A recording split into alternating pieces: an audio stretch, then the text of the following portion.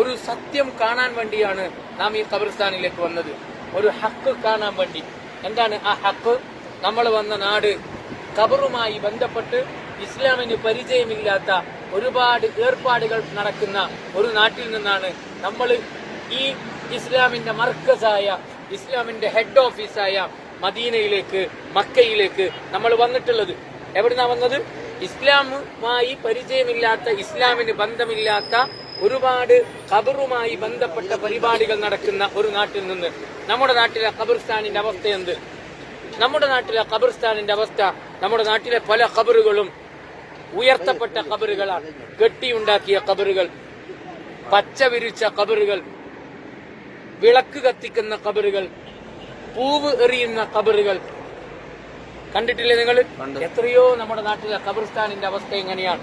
ഖബറിൽ കിടക്കുന്നവരോട് പ്രാർത്ഥിക്കുന്ന ഖബർസ്ഥാനുകൾ, മരിച്ചു കിടക്കുന്നവരുടെ മുന്നിൽ കണ്ണു നനച്ച് കൈകൾ വിറച്ച് കരഞ്ഞ് ദുആ ചെയ്യുന്ന മുസ്ലിമീങ്ങൾ നമ്മുടെ നാട്ടിലുണ്ട്. എന്നാൽ ഇസ്ലാമിലെ യഥാർത്ഥ ഖബറിന്റെ അവസ്ഥ ഇങ്ങനെയാണ്. ഈ ഖബർസ്ഥാനിൽ കിടക്കുന്ന പോലെ. ഇത് ഇസ്ലാമിന്റെ നേതാക്കന്മാരുടെ ഖബറാണ്. ഇവരെ പോലെ മഹത്വമുള്ള ആരും നമ്മുടെ നാട്ടിലില്ല. ഇവരെ പോലെ മഹത്വമുള്ള ആരും നമ്മുടെ നാട്ടിൽ ഇല്ല.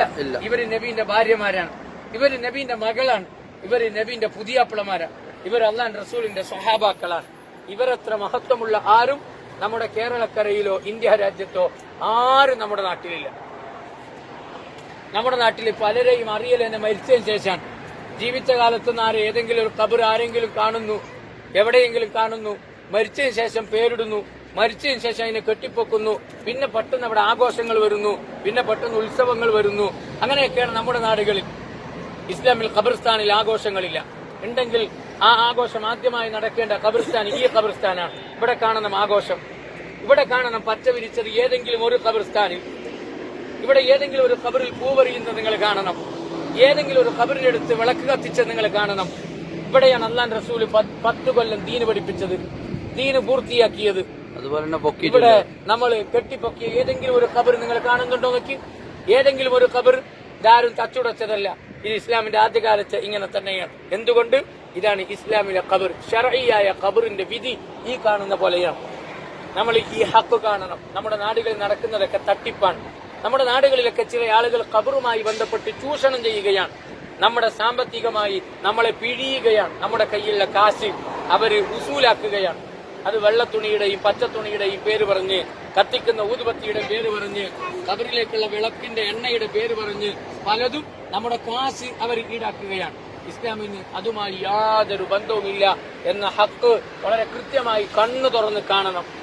ഹക്ക് കണ്ടാൽ മാത്രം പോരാ, ആ കണ്ട ഹക്കിനെ നെഞ്ചോട് ചേർത്ത് വെക്കാൻ നമുക്ക് കഴിയണം. അല്ലാണ്ട് ദുആ ചെയ്യണം. ഹക്ക് കണ്ട ആൾക്കാർ കുറെ നാട്ടിലുണ്ടായിന് നബിന്റെ കാലത്ത്. പക്ഷെ ആ ഹക്ക് കണ്ടിട്ട് അവർ കാണാത്ത പോലെ കണ്ണ് ചിമ്മി, കണ്ടിട്ടും കണ്ടില്ല എന്ന് നടിച്ചു. അവർ മുനാഫിക്കുകളായി ചത്തുപോയി, കാഫിറുകളായി മരിച്ചുപോയി. ഹക്ക് കണ്ട് ഹക്ക് 2 കൈ നീട്ടി സ്വീകരിച്ചവരാണ് സഹാബാക്കൾ. ഒരു കാലത്ത് അവർ ജാഹിലിയത്തിലായിരുന്നു, അറിയാത്ത കാലത്ത്. അറിഞ്ഞതിന് ശേഷം അള്ളാഹുവിന്റെ റസൂൽ കൊണ്ടുവന്ന ദീനിനെ അവർ സ്വീകരിച്ചു, അവർ സഹാബാക്കളായി. നമ്മൾ എങ്ങനെയാണ്? നമ്മൾ അറിയാത്ത കാലത്ത് പലതും ചെയ്തിട്ടുണ്ടാവും, നമ്മൾ ഇതിന്റെ പിന്നാലെ പോയിട്ടുണ്ടാവും. പക്ഷെ ഇത് കണ്ട്, ഈ ഹക്ക് കണ്ടതിന് ശേഷം ഇനി നാം അത്തരം ആരാധനകളുമായി, അത്തരം കേന്ദ്രങ്ങളുമായി നമുക്ക് ബന്ധമുണ്ടാകാൻ പാടില്ല. കോഴിക്കോട് ഖബർ സിയാറത്തിന് എന്തിന്?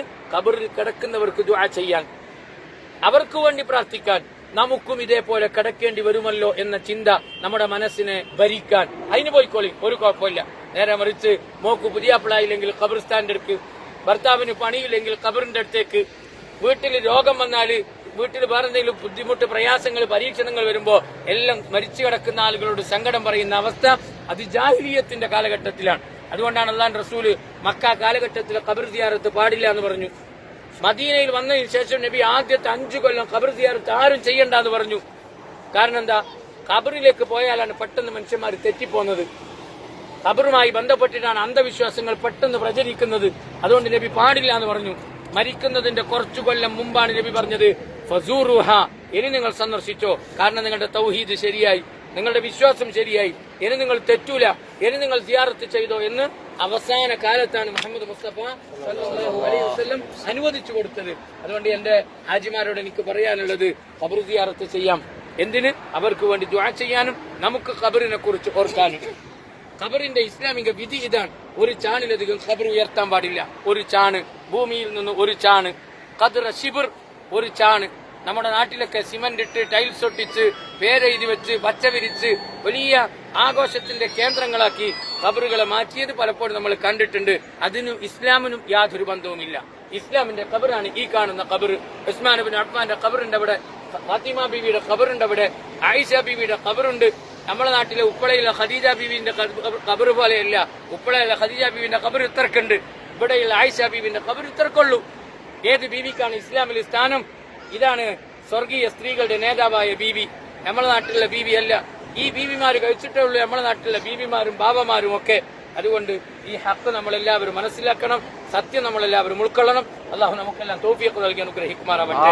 അള്ളാഹു ഈ മഹാന്മാരോടൊപ്പം നമുക്കും അവന്റെ ജന്നാത്തു ഫിർദൗസ് അള്ളാഹു ദാനമായി പ്രദാനം ചെയ്യുമാറാവട്ടെ. ഇവർ കാട്ടിത്തന്ന ദീന് മരിക്കുവോളം നമുക്ക് ജീവിതത്തിൽ പകർത്താൻ അള്ളാഹു നമ്മെ അനുഗ്രഹിക്കുമാറാവട്ടെ. അൽഹംദുലില്ലാഹി റബ്ബിൽ ആലമീൻ. വസ്സലാമു അലൈക്കും വറഹ്മത്തുള്ളാഹി വബറകാതുഹു.